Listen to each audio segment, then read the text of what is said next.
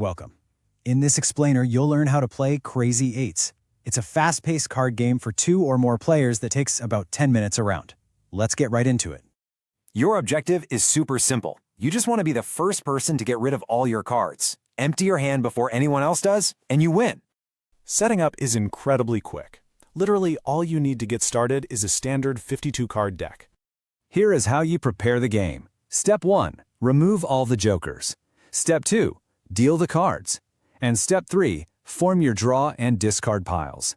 Let's look at exactly how to deal. The number of cards you deal out depends entirely on your player count. If it's just 2 players, you'll deal 7 cards to each person. But if you have 3 or 4 players, deal 5 cards each. And remember, keep your cards hidden from everyone else. Once the cards are dealt, place the remaining deck face down right in the middle of the table to create your draw pile. Then, just flip the top card over to start your discard pile, and you're officially ready to play. Okay, moving on to gameplay. Taking your turn is very straightforward. The player sitting to the dealer's left goes first, and the turns just proceed clockwise around the table.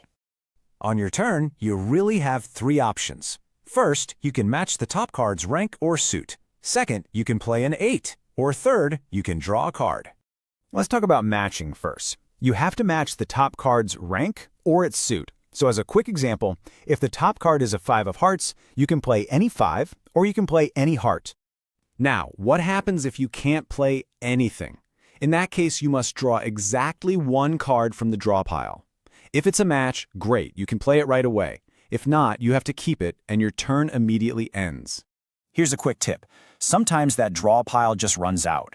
If it does, don't panic. Simply leave the top discard right where it is, reshuffle the rest of the pile to form a new draw pile, and keep playing.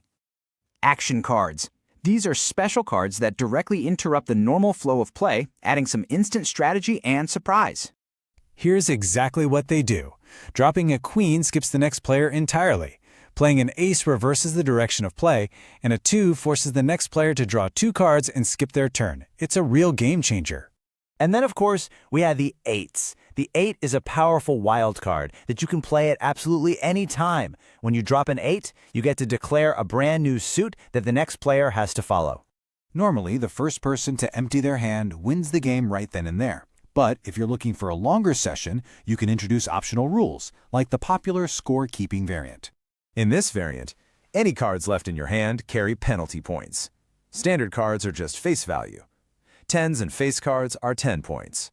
2s, queens, and aces are 20. And getting caught holding an 8, that's going to cost you 40 points. You'll tally up these penalty points after each hand.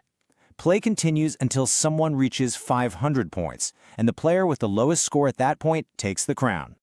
Another really fun addition is the stacking variant. This speeds up gameplay a lot. You can actually play multiple cards of the same rank together.